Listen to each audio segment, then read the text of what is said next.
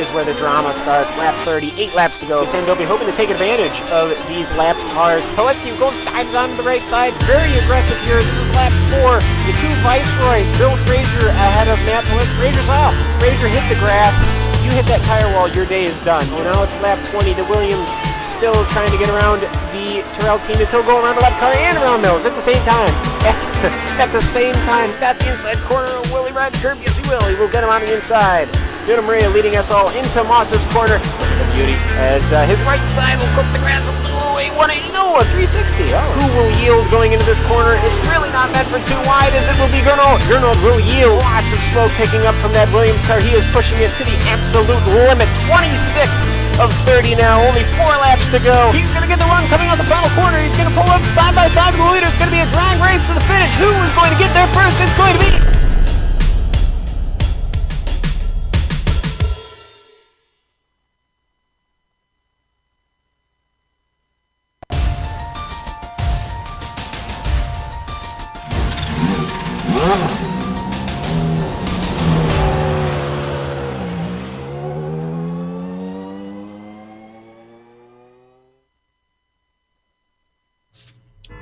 After 1 week on the European mainland, the Lotus 79 Classic Team Championship heads back up north to the rolling hills of England, where we are getting set for 32 laps of simulated racing action here from Donington Park.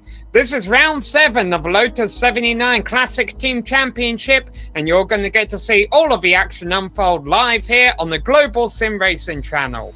Hi, I'm Samuel Ryman, and alongside me in the booth is Richie Hearn. Behind the scenes we have our director, Amjad Yamin, and he's using camera sets provided by Dougie Beard. Richie, as we head into the second half of the season, we have arrived at a racetrack that only has 1 year of F1 history, but even then it was quite a memorable race. Yeah, Sam, thank you very much. Yeah, we're at beautiful Donington Park here, back on the island called Great Britain, and we're at a place that has only held one Formula One race, like you said. It was an awesome race. We're sent past several cars in the wet on lap 1. It was this last season, I think, with McLaren at that point. We're at 12 turns, 2.5 miles. It's a very tricky track to get right because there's a lot of blind apexes. I love driving this track. It's a beautiful place, but it is hard, like I said. There's some great passing zones. Going into turn 1 is a good spot. Going into turn 9 through the S's, and then coming up to the Melbourne hairpin in turn 11. But the best way to get a view of this, let's jump on that at GSRC Lap Cat.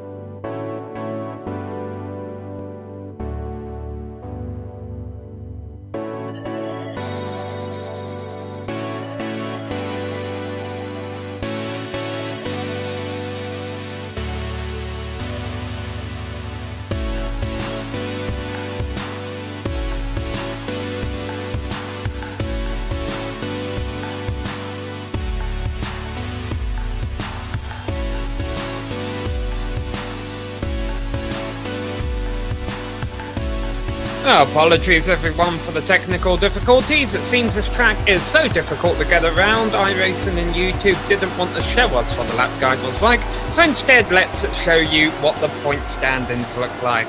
Feeling it can do that for us.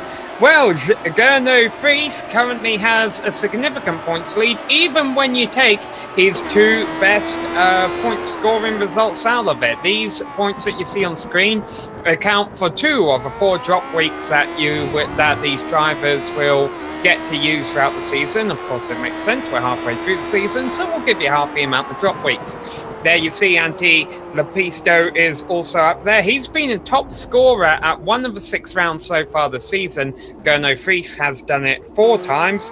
Martin Gramberg, if we didn't do any kind of drop weeks at all, he'd be all the way down in 7th. But you see there's been 2 no-shows for him, so he doesn't lose any points on the board, and that means he actually gets to jump all the way up to 3rd there. Pablo Suarez gets knocked down from 3rd to 4th subsequently, and like Suarez, John Stevens gets pushed down 1 spot.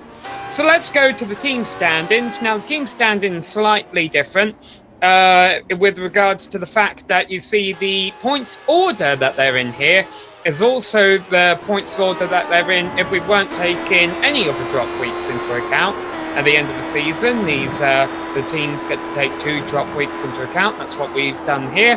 And you see Ligier has moved up ahead of Ferrari, which should be no huge surprise considering the strength of the Ligier drivers, Manti Lepisto and Pablo Suarez. What is different, even though this order is the same as if we didn't have any drop weeks, the points are a lot closer. You see just 5 markers there between the top 2 and 40 markers between the top 5 on the full page. And with 2.5 minutes left to go in qualifying until the cars start and get gridded up, let's take a look at our racing series details. Richie? Yeah, we're in round 7 of 12 total races in this series. We do have 4 driver drops and 2 team drops that we've talked about. This race is going to be 32 laps long. The setups are open, but there's no reason to stop for fuel or tires. The incident cap will be 17x. After that, you'll get disqualified. And of course, we're using the official iRacing point system.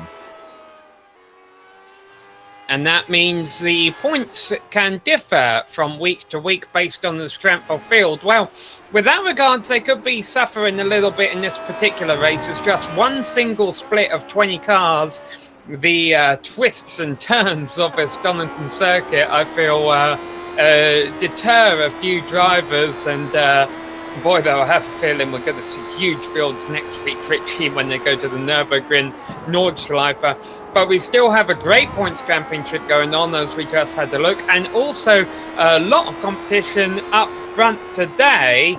It doesn't look like a lot of the big names are here, I'll be honest. I don't see Prix. I don't see a lot of names that we used to be running up not front. here. And Yeah. And it is the traditional vacation time in Europe for some of these guys, so it's not surprising that they're not here. But one thing it will give us is it'll give us maybe a new winner to call. Yeah, Marira's not here.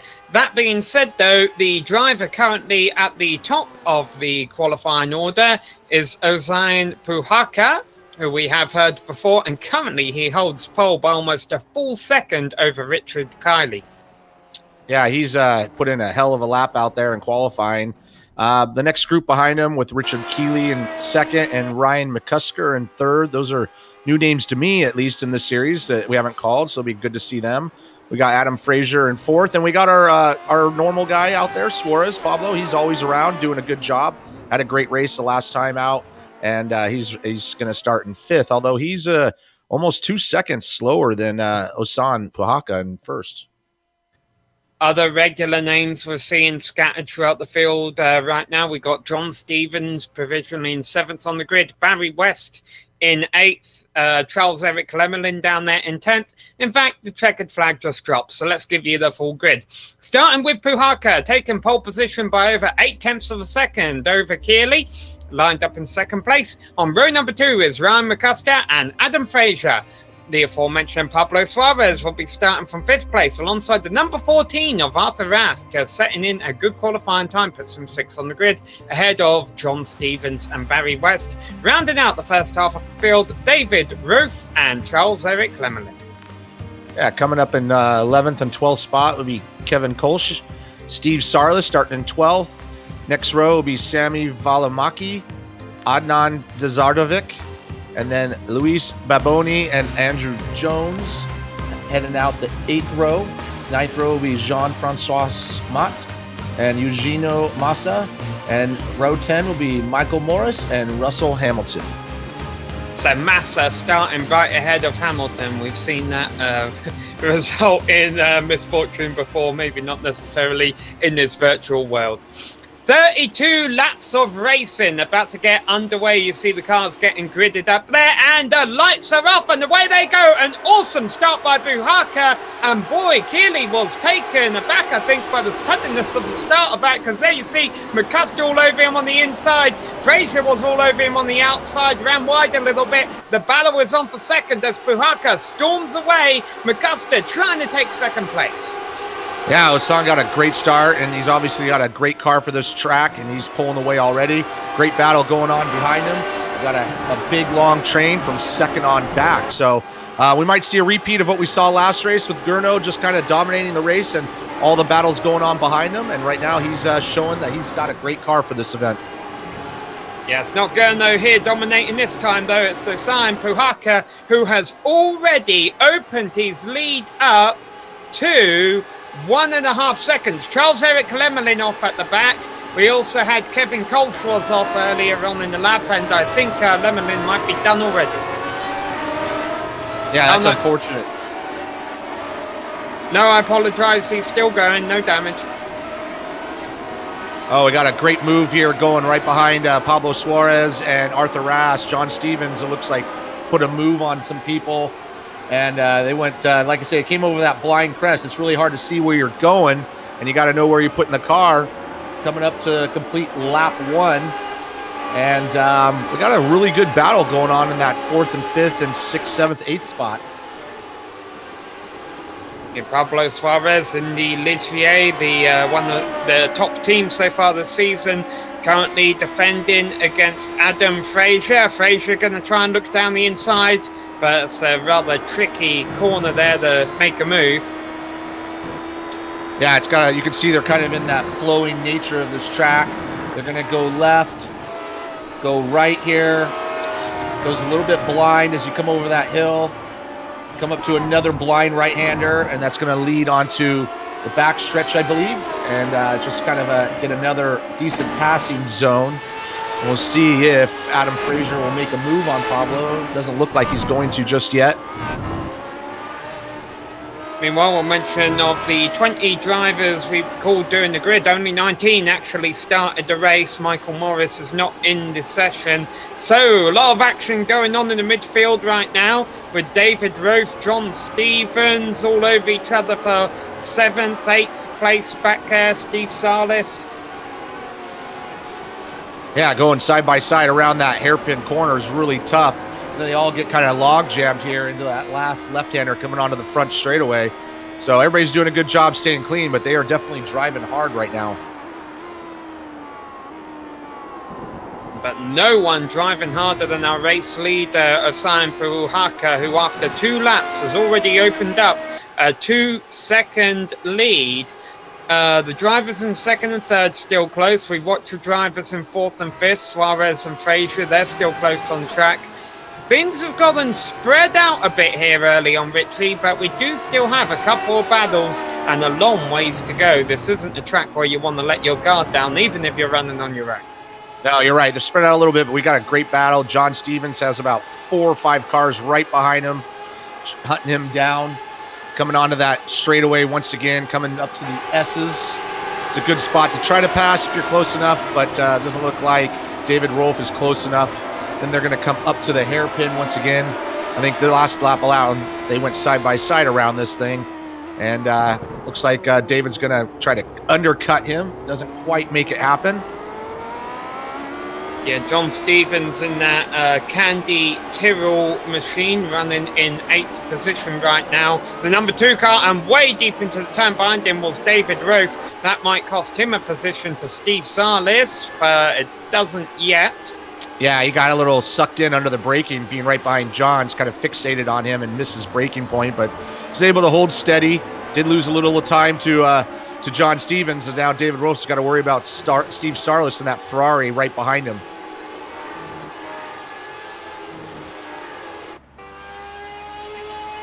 Charles-Eric Lemelin, an early stop here, obviously. Well, a stop at any point of this race is unnecessary, so whenever you see a car in the pits, they're obviously a bad sign. Up front, everybody's separated out by a decent amount.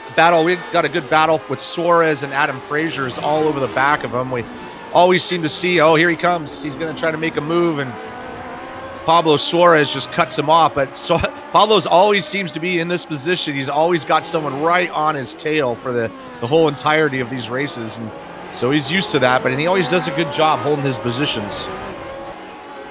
One thing Suarez has not been able to do this season, at least during the GSRC broadcast, is take home a victory. It came close. He had the 3rd place finish at Detroit and the 2nd last weekend at Zandvoort.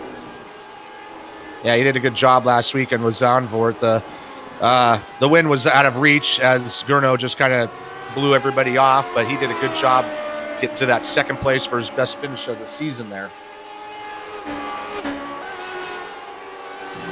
It always seems to happen to me during official series races, Richie. I have a 2nd place finish. I'm like, oh, I'll join the race in 1 hour time or 2 hours time. Maybe that guy who beat me doesn't show up. And, you know, the same with Suarez here. It's like, oh, there's no Fish this week. But, yeah, there's 3 other guys who've shown up and currently are beating him. I'll be honest, I'm not too familiar with Ryan McCusker and Richard Keeley, the 2 drivers running behind Pahaka right now. But obviously they're fast because they're holding down those positions quite well.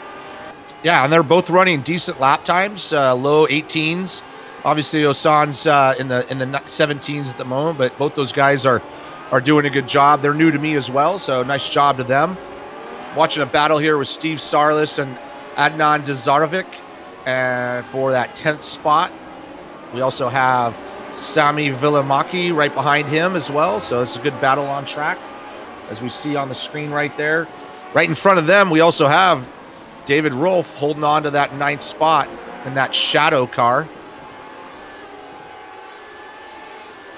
We saw Rolfe having that battle going on at the hairpin not too long ago. Turn number 12 on the circuit. Well, now he's just gone through turn 1 on lap 6, and we got issues here. Mate has had to spin coming off of the turn 12. Yeah, it looks like he just got on the gas a little bit too hard and lost the rear end. It doesn't look like he's hit anything, so he's able to keep going. Here's the replay, just loses the rear end. Of course, no traction control on these cars, but was able to stop it, get turned around, and continue on there, although he's dropped all the way back now to, I believe, 17th spot with only Russell Hamilton behind him at the moment. Russell Hamilton, 18th on track, last drive in the race, now that Charles-Eric Lemelin has officially called it a day. Let's take a look at the weather here today, Richie. Normally there's a lot of grip out on these British tracks because it never gets too hot here, and quite similar today, but look at that wind. Yeah, it's a heavy dose of wind, 10 miles an hour coming out of the east. I'm not sure how much this is going to affect them, but the track temp's, 91 degrees. It's not cold, it's not too hot, so these guys should have good grip throughout the whole race on these 32 laps around this beautiful circuit.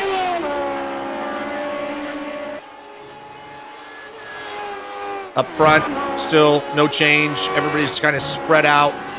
Osan Pahaka's got a healthy 4-second lead over Ryan McCusker, who's got another 2.5-second lead over Richard Keeley. Go back to Pablo Suarez, still fighting hard with Adam Frazier for that 4th and 5th spot. Adam has not given up, so he's still got to fend that off, and they're having a good little battle here. Pablo Suarez in the number 4 machine. He hails from Iberia. Adam Frazier running behind him from the Virginias over here in the United States. Barry West running in that 6th spot. That's a good spot for him right now. He's all alone, about 4 seconds behind Adam Frazier. A little over, almost 2 seconds ahead of Arthur Rass, so no worries just yet for that position.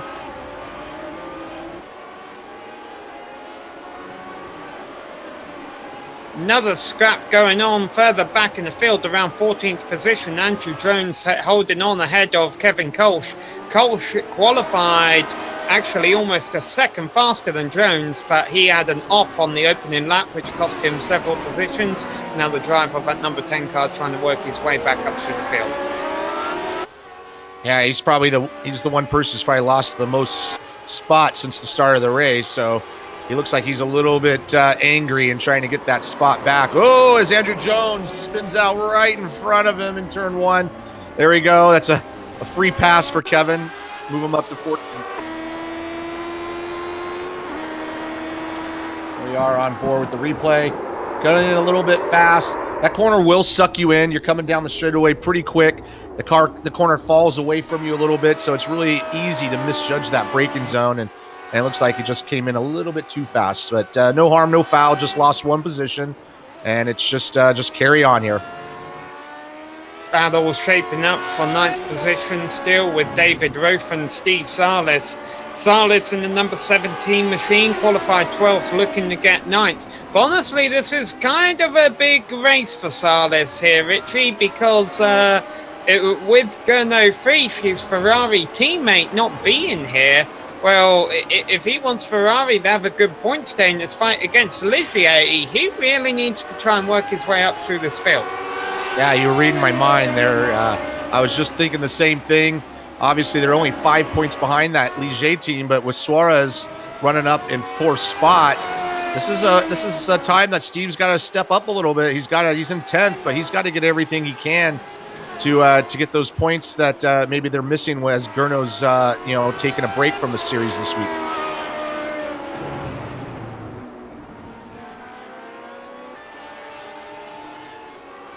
Yep. Go ahead. The good news for Ferrari there, doesn't look like Suarez has anything for the top 3, and he is still under heavy pressure from Adam Fraser running in 5th place. So, Ligier not having one of their top days either. No, I mean, and we know Suarez can finish up in the 2nd spot as he showed last week. He's doing a good job, but I don't know if he expected Ryan McCusker or Richard Keeley, if he's familiar with them, to be as quick as they are.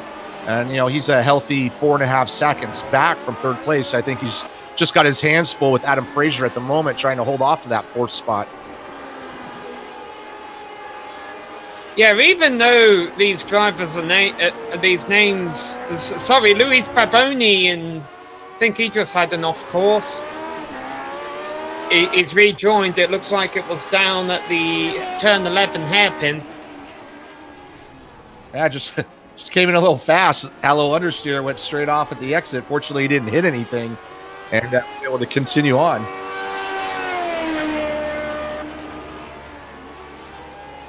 And Russell Hamilton into the pits.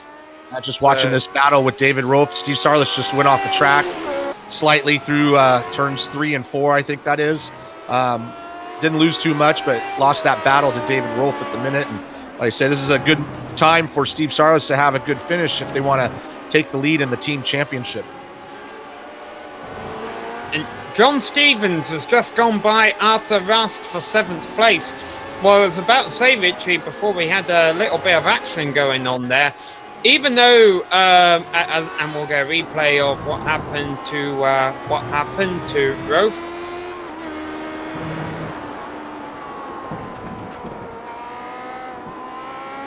He's right behind him. It looks like contact. Yeah, it looks like he blinked out just for a second and just kind of caught him off guard, and John Stevens was able to take advantage of that and move up one more spot to 7th place. Yeah, let's try a 3rd time a charm. Let's try and get this point out here. Even though these drivers are new to us, they still have very low numbers, using iRacing's official numbering system of iRating. With that regards, Arthur Rast has been one of the surprise drivers so far, with the number 14 car qualifying 6th, and so far has only dropped back to 8th place, doing a good job up there. Yeah, and that means if he can, however high he can get up, he's going to get a healthy haul of points as well, and that'll help him in the championship. Watch it still. Oh, as we gave him the curse there, and he just went off the outside. Once again, there's a lot of room to go off here. You lose some track position, but you can probably save it and not hit anything. So we've seen that a few times. So he's able to continue on.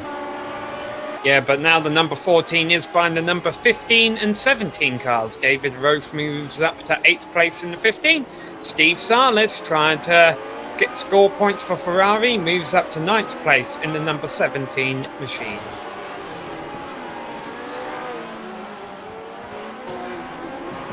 Once again, those leaders up front, 1st, 2nd, and 3rd are all separated out. Not much drama going on.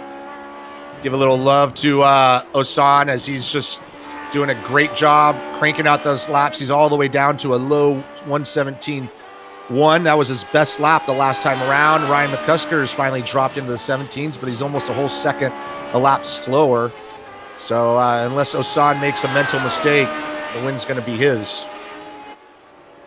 Yeah, and when you see Osan, or for that matter any driver, although at this rate it doesn't look like it will be anyone except for the driver of that #1 car, whenever you see him reset the fastest lap, our GSRC system will tell you at the top of the screen. You'll see their name show up and the time in purple. Let's see if he can reset it this time around.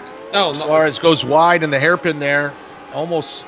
Sorry there, Sam. Was just watching that battle. Suarez once again having a hell of a time holding off Adam Frazier, and I think he's feeling a little bit of the heat. Adam Frazier is sticking his nose every time he can right under the rear wing of Pablo Suarez.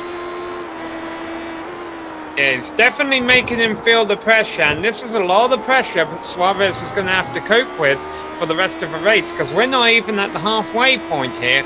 The cars are going to get faster and faster. This is what we were talking about, those purple times for Peterson.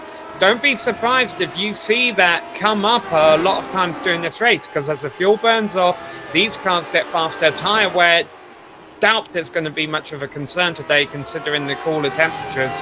And Suarez and Frazier going to be fighting closer and closer, faster and faster. Hopefully they can hold on for the next 20 laps. Put on a good battle for us as Frazier has a nice run here. He's right in the draft there, but once again, this is a passing zone, but you got to be committed. You got to be almost all the way alongside. You can't just dive bomb them. Coming up to the hairpin, another good opportunity, but Pablo takes the defensive line right on the inside. See if Frazier can undercut him. Not quite. Coming up to the last corner, which is a tricky left-hander. Goes over a blind crest, blind entry, and we'll complete one more lap here. Oh, Frazier gets a little sideways there, getting on the gas.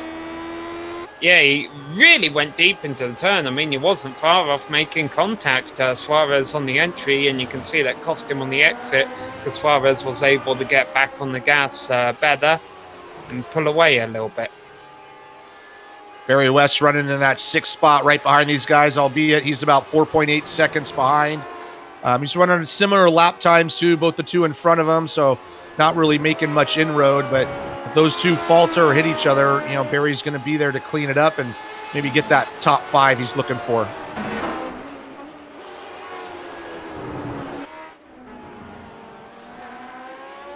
And there's the change for 4th. Frazier has made it stick on Pablo Suarez.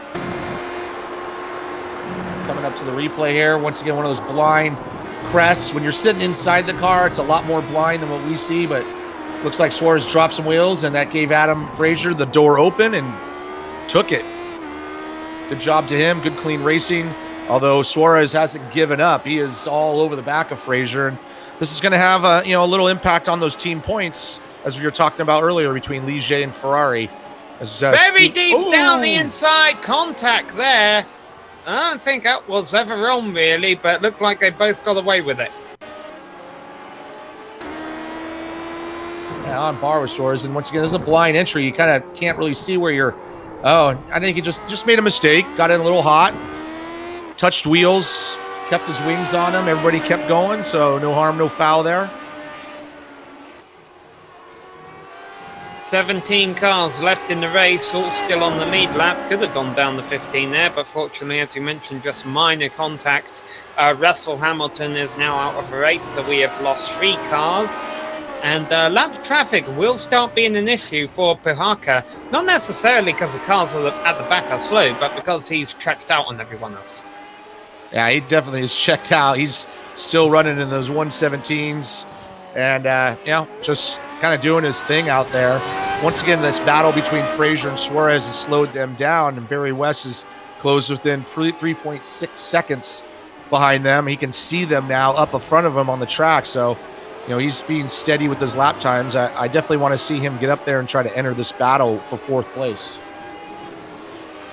Yeah, I haven't mentioned the driver of that Ram Racing number 6 machine a whole lot today, but Barry West is a regular contender in this series, and this is, I'd honestly have to say, one of his stronger performances we've seen him have this year, running up N6 right now. If anything goes south for a driver ahead of him, he could end up with the top 5. Yeah, absolutely. I'm sure he's thinking the same. Even last place, a good battle going on. Jean-Francois Mat just got it from Eugenio Massa. I wonder if Mate is actually trying to, if he was the faster driver, still trying to recover from his earlier mistake in the final turn. We'll see it going on down in the S's here. Everybody else kind of separated out by a healthy amount. Adam Frazier has kind of pulled a little bit of a gap on Suarez now. He's about a little over a second, so not much going on there. Barry West, he's lost a little bit time back to Suarez, so he's back to about 4.5 seconds behind. 9th place could still be up for grabs. Arthur Rast.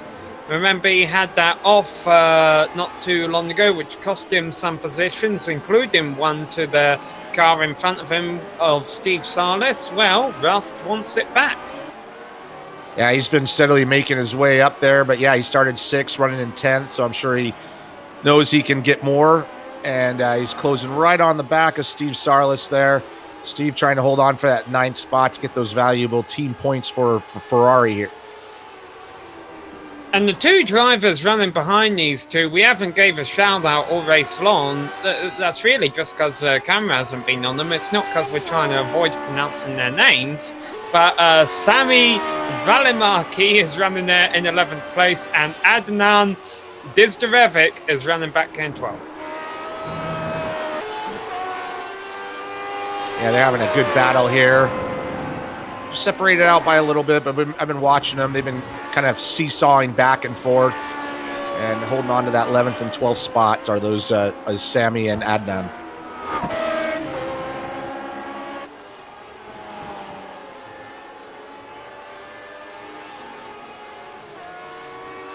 A big mover through the field so far is only up 3 positions. That's Steve Salis, who started 12th. He's up to 9th. But honestly, I don't think he's going to keep that for much longer because Arthur Rask is there. Yeah, I was just watching that myself, and you know, Arthur Rask, he's got a little damage to his left front wing. I don't think it's hurting him much, but he is definitely divey bombing into those corners trying to make that pass. This is probably one of the best battles on track that we're watching right now. Also, between Frazier and Suarez, that battle has not stopped, but kind of quiet at the moment. So what we have on screen is our best battle on track. The thing is, Richie, these drivers can't afford to get lulled into a false sense of security, because we've seen at several races this year where in the later stages, these cars just being as tricky, the drivers they are, and this series, let's be honest, going to some of the trickier road courses on the iRacing service, we have seen that there is a history of the track spiting the drivers when everything seems to have calmed down. Yeah, this car is a lot of fun to drive, but it is raw, so there's no ABS, there's no traction control, a lot of horsepower, decent amount of grip, but it will get away from you if you're not careful. And like you said, the schedule this year has been a little bit tough on these guys. We've been to some tricky places like Detroit and places like that. So it's kind of fun to watch as they slide these cars around, and these guys are doing a really good job at the moment keeping them on the pavement. And to keep up a trend of tricky racetracks, next week this series heads to the Nürburgring Nordschleife, which of course the Lotus 79 never got to race on because F1 had stopped racing there, but after Niki Lauda's fiery crash just a couple of years prior, they'll be doing an 8-lap race there, so that'll definitely be entertaining. Yeah, I'm looking forward to that. It's my favorite track on the service. I love driving that place.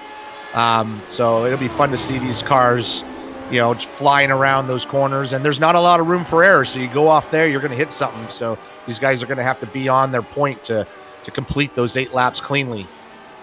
And look at someone who just got off their point a moment there. Pablo Suarez was right on the gearbox of Frazier a couple of moments ago, going out onto the back straight. I don't know if he missed a shift or something, but he lost 2 seconds to him. It is easy to do if you're using the manual box. I've done it many times. If you miss that shift, and you got to be careful if you do it a little bit too badly, you're going to blow the engine up. So there is an advantage to using that manual box, but it does take a little more technique to get it right consistently. Meanwhile, 9th, 10th, and 11th all closing in on each other. Arthur Rast has not been able to find a way by Steve Salis, even though I would argue that Rast is a bit faster. And as I say, that Salis missed the apex down in the first corner. And this is allowing Sami Villamarchi to close in on them both. Yeah, I mean, Arthur Rast I think is quicker. His last lap time was about 4/10 faster, but it seems like he's kind of trying a little bit too hard in the wrong spot. So he dive bombs him, pass is not there, loses all the momentum, and then he has to spend another half a lap trying to catch back up. So I think if he's just maybe a little more patient, as he's right behind Steve coming up into this blind crest, they're going to go down this back stretch in a second. He's in right behind his tails. We're on board. We're on the screen with him right now. And just not quite close enough. So he's got another opportunity with the hairpin, and he does have some time. We got about 11 laps to go, so it's not all forgotten. But you can tell he's definitely trying hard, and Steve's doing a great job holding them behind him. Work their way through the Melbourne hairpin. That's the turn 11 hairpin up to this final corner. The turn 12 hairpin Goddards, which leads them back onto the front straight to complete lap number 20 of lap 32. Now the 3-car pack running from 9th to 11th runs on down the front straight towards the first corner. Yeah, it looks like this battle has officially become a 3-car battle instead of just 2. Looking at the lap times, you know, Steve ran a 1:20.0 last time. And, you know, Sami Villamarchi is running 19.4, so he's closing in on them, and he's going to join this battle for 9th spot very quickly. Another battle brewing, just a 2-car battle, but Jean-Francois Mat, who is trying to recover from his earlier spin, has ran Andrew Jones down for 15th. Looks like we got 13 cars still on the lead lap. Osam Pahaka just kind of powering his way through the field, and no challenge from behind. He's got a healthy gap. He's just got to try to stay clean. He's got, man, it looks like a huge gap to second place, 15 seconds at the moment. Only 10 laps left to go. I got to confess, earlier on in the race, Pahaka was going so fast. I'm like, are we sure he's not going to make a scheduled pit stop in the middle of this, carrying half a fuel on board as everyone else? But I don't know if he'd even be able to get away with that, honestly, with the huge lead that Pahaka currently has over McCusker. But I'm 99% sure that's not the case. He is just... he's found something, whether it be his setup or his pure driving talent, that the rest of his competition has not been able to find today. Yeah, he's had some strong runs this year, but not quite this dominant. Obviously, some of the main contenders are not here today, so Gernot Frisch and Ante Lepisto. But Osam Pahaka has done an excellent job. He's running consistently in the low 117s and just kind of doing his thing. So either he has a great setup and just loves this track, or, you know, it's just his day. Salis is off, and that's going to cost him a couple of positions. He was running at the front of that pack with Arthur Rast, Sami Villamarchi. Well, the problem is when you're running at the front of a pack and you make a mistake, you lose a lot of positions. Or you take him out. This time it was a corner. You can see how he come up to that hill. It's blind crest and just turned in and missed his apex and washed out wide. Unfortunately, instead of losing 1 spot, he did lose 2 spots. So Sami Villamarchi is taking advantage of that.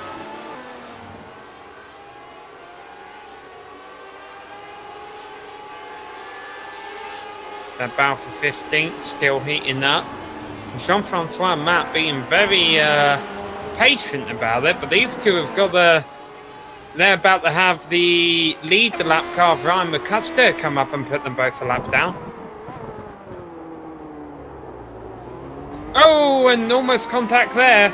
That's something that McCusker would definitely not want to have happen in front of him. Here we go. Matt is getting aggressive now. Wow, that's a really tricky place to try to make a pass. He stuffed it in there. Andrew saw him coming, gave him room. Now it's a drag race down the front stretch going into turn 1 and see if Andrew does the same thing. Turns the favor. No. Looks like he's going to back out and let him have it. And and they're both off. They both go off. McCuster's got to try and get through without being involved in any abyss. He does that.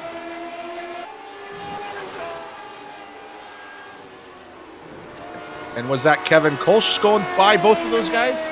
No, that was Ryan McCusker. Sorry. In second place. Kolsch has he's had his fair share of offs today. Yeah, they both kind of just synchronized that off in turn 1, and they'll continue on their battle here in just a second. But that was kind of fun to watch. I'm sure it wasn't too fun for McCusker. So what has it done to McCusker's lap time? Because he's not completely safe from Richard Kearley. Granted, he's about 3 or 4 seconds up the road, but still, McCusker can't really afford a mistake.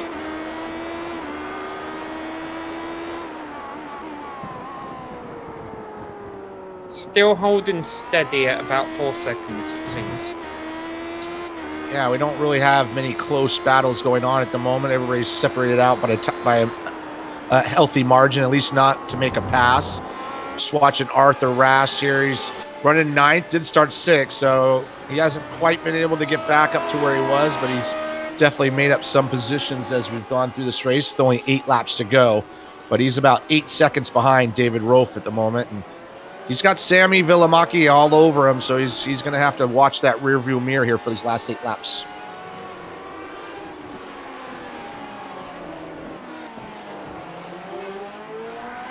Arthur Rast continues to blink in and out. This has been a bit of a problem he's been having all race long with his connection. The good news, Richie, is normally when you see a driver blink in and out throughout the whole race, they're okay. It's the drivers that have a perfect connection and then they just disappear once. Those are the ones that you normally get a bit concerned about.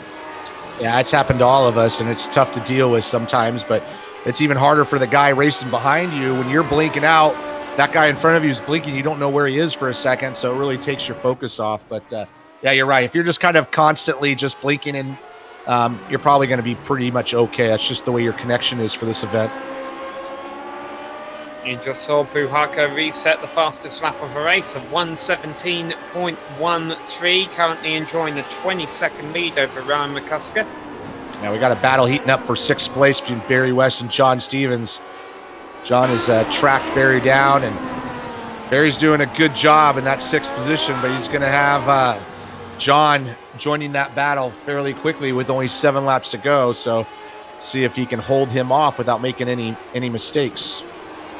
Oh, we'll keep it on this. I'll let you know Steve Salas just had a bit of a spin, and that cost him 11th position to Anand Dizdarevic.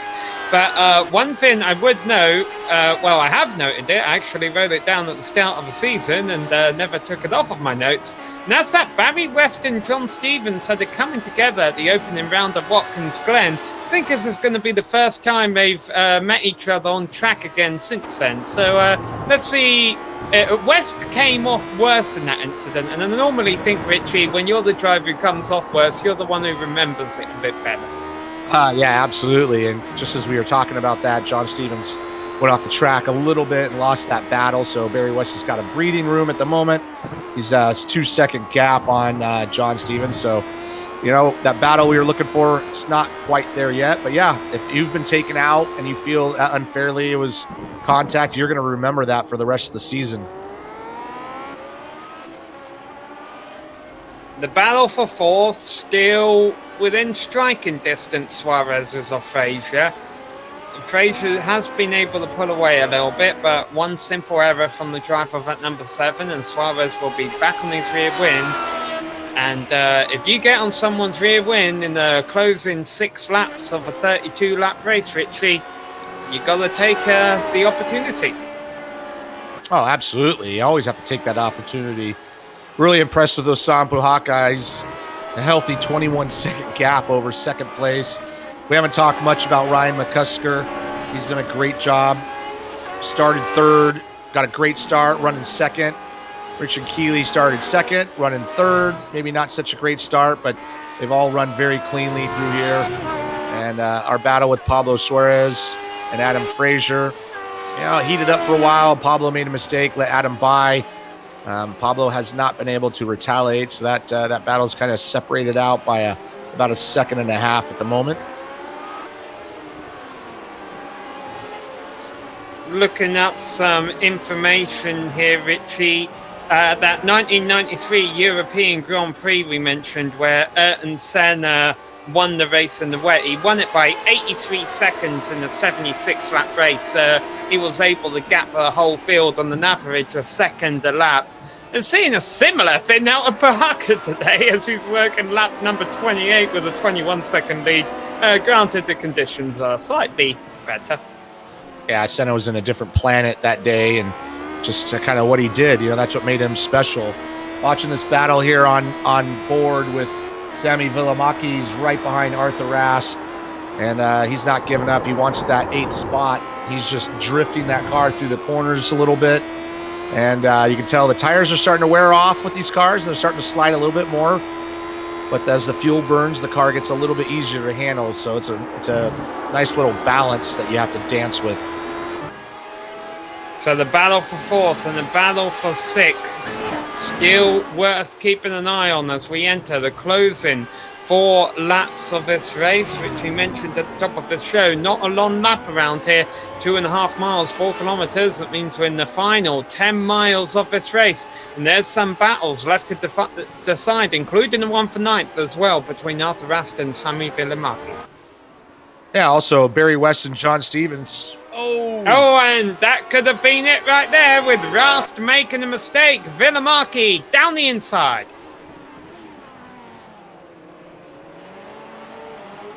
Yeah, it's getting a little bit hectic here at the end. 4 laps to go. So Vilimaki takes the position. Obviously, though, as these two come across the line, they will hit 4 laps left to go. I know it's already said down the graphic, but that's based off of where the lead is on track. So 10 miles, 4 laps left to go for this battle for 9th as Vilimaki gets a little loose through Redgate. Yeah, now Vilimaki, instead of the hunter, he's become the hunted. And Arthur Rath, as we've seen, he's been real aggressive on the track when he gets up to be behind people. So I think he wants that position back. Try to get back that spot that he kind of lost, at the start there with the troubled first lap.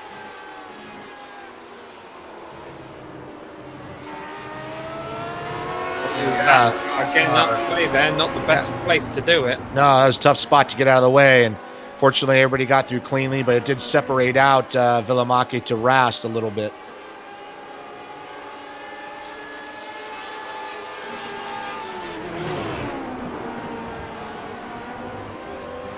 Right now, Sampo Hawkeyes lapped all the way up through 12th position. So he's continuing on that pace he's been running, low to mid 117s consistently. And the drivers behind him, McCusker and Keeley, they're running about a second a lap slower. So you can see the dominance that Usain's had for this entire event. Yeah, Pablo Suarez just ran a 117.8 actually. That was his fastest lap of the race. That's why he's able to be so close to Frazier. And the battle for 9th. It's quite close heading on down into Redgate as they started lap number 30. But Vilimaki able to hold on for now.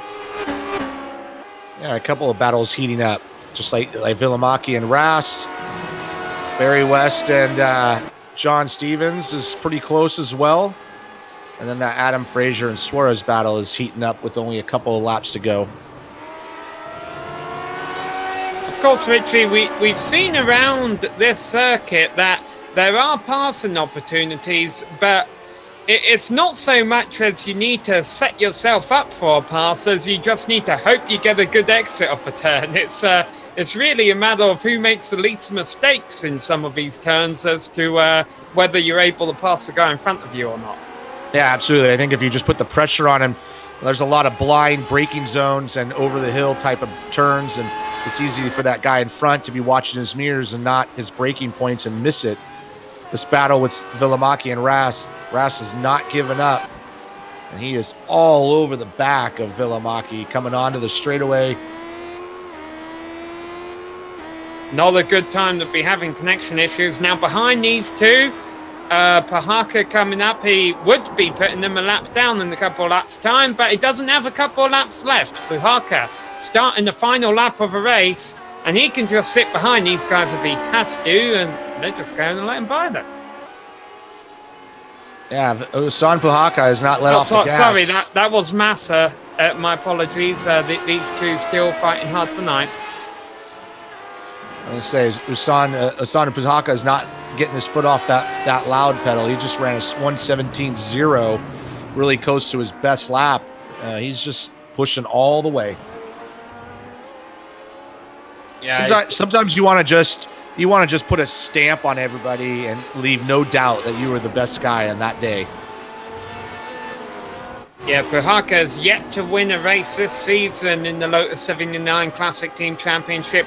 Arguably, he could have, maybe should have, won the race at Sebring where he had the collision with Gernot Frisch. That may have actually been his only start we broadcast here on GSRC. But then he didn't like the way that the contact panned out, so he yielded the position back. No such troubles today. He's playing a bit with the car as he exits the final corner. Pahaka going to win here at Donington. Second will be McCusker. Third will be Keeley. Fourth, who will that be, Richie? I think Fraser's got it, unless Pablo just sends it. And he is sending it into that last chicane, but I don't think he has enough. But unfortunately, I don't know if he'll send it and take him out. Oh, here he goes. He's going to go for it, and he does take him out. He does take him out, but Fraser keeps going. Suarez keeps going. So except for a few feelings being hurt, they all finished where they were.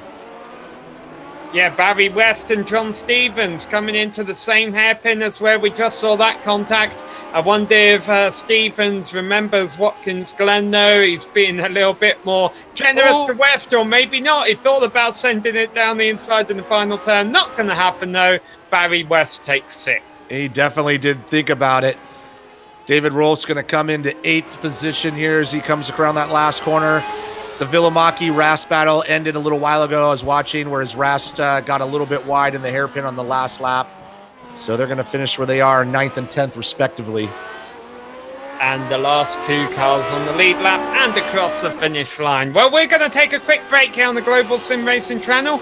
We'll be back with a full race rundown as well as driver interviews. Stay tuned to GSRC.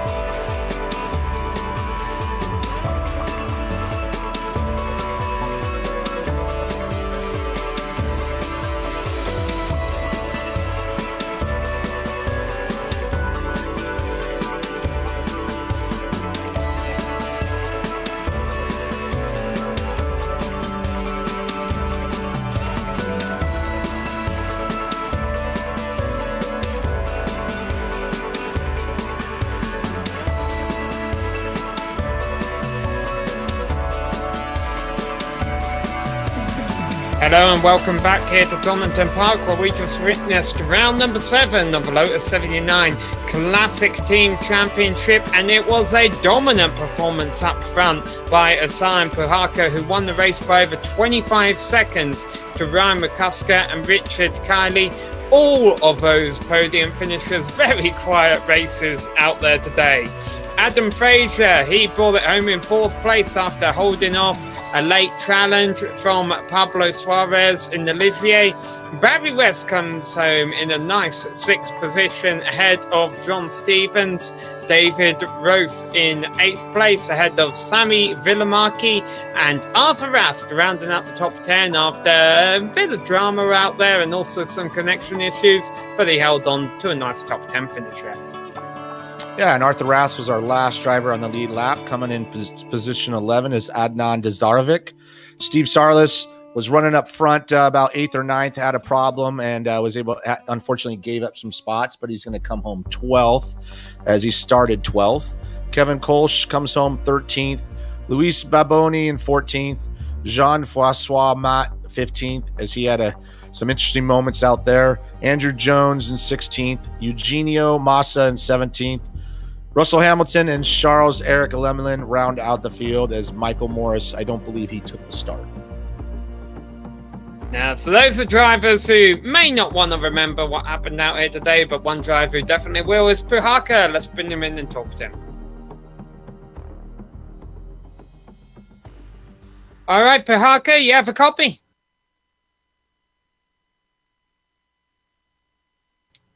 Asan Puhaka, can you hear me? All right, couple of technical difficulties going on here. We'll bring you back in a moment, Puhaka. We got another drive of the wire up here. All right, let's see if we can get Barry West here. Barry, a nice 6th place finish out there today. Yeah, that was good. That was fun. First couple of laps a bit hectic. I lost my gear control, so I didn't know what gear I was in, and I think I started the race in 2nd. So I lost place to David Roth. And then I had a good run out of the old hairpin and got him on the run up to McLean's. Did, what was it? Matt Neal, favourite overtaking place at the inside there, which that paid off. And then it was just plodding on. The Melbourne loop was a bit interesting with 3 of us 3 wide going into the hairpin. I decided to stop and behind and follow the car in front through, but then I just overcooked the brakes a little bit. I went wide, and David did well to miss me. But yeah, after it settled down, managed to pull away from John Stevens in the early lap, and then he got faster, or I got slower. And towards the end, it was quite exciting. I thought, can I hold him off for these laps? And then I think the last lap, he was 0.5 behind me. And it's the only time I had to defend on the last lap into the last chicane. But yeah, I'm pleased with that. It's a good race. Now, I believe there was contact between yourself and John Stevens going all the way back at the opening round at Watkins Glen. Did that cross your mind again in the closing laps there? Yeah, I did wonder whether John was repaying me or not. It'd be interesting to hear what he's got to say. Yes, that was a bitter pill to swallow, that one. So perhaps he didn't try as hard as he could have. I don't know whether the tyres were going off towards the end of the race or not, but I changed the diff settings before. I mean, I'd had some good results, but I just couldn't keep up with was it Pablo? Pablo. So I changed the diff settings, what Richard Keeley kindly lent me. And that seemed to be much better out of the corners. I could get much more power down quick. So that did make a difference. So yeah, thanks to that. That was good. I think my fastest lap was faster than the mid qualifying lap. So yeah, I got used to it. But I only changed it just before the race, so I had to feel my way in a bit. Well, yeah, a solid performance out there today, Barry. Of course, next week we go to a much different track in Nürburgring, Nordschleife. On the scale of 1 to 10, how well do you know that track? Well, fortunately, I crossed it off my bucket list this year. I drove around it in an MGR V8, and that was so much different to driving one of these right now. I can tell you, the only lap I did, I couldn't understand why this Porsche 911 was braking too early, and then I realised because we can brake so much later in these things compared to modern cars. There's so little weight in them and so much power. But yeah, I mean, it's a nice wide track. So, but of course, in this speed, it's quite narrow. So I don't think it's going to be over. You don't race cars in the Nordschleife. You race the track, and you just have to aim to hang on to it. Like, I think that's the way to approach it, rather than trying to race anybody. Just try and stick on the track. All right. Well, we wish you the best of luck next week, and thanks for coming to talk to us. Yeah. Cheers, and thanks, guys. All right. Let's try Pahaka one more time. Richie, give you a shot talking to our race winner here. Oh, San, are you there with us? This time, yes. Ah, yes. Awesome job. You really stamped your authority on this event. You know, tell us a little bit about it. It wasn't like we didn't see you have much trouble, but you did have some lap traffic to deal with. Well, I don't know. It's the same for everybody, and I think I was doing well, but so everybody else was giving really good room, and we just need to work as a team and push together in the future. Yeah, that was a really good race.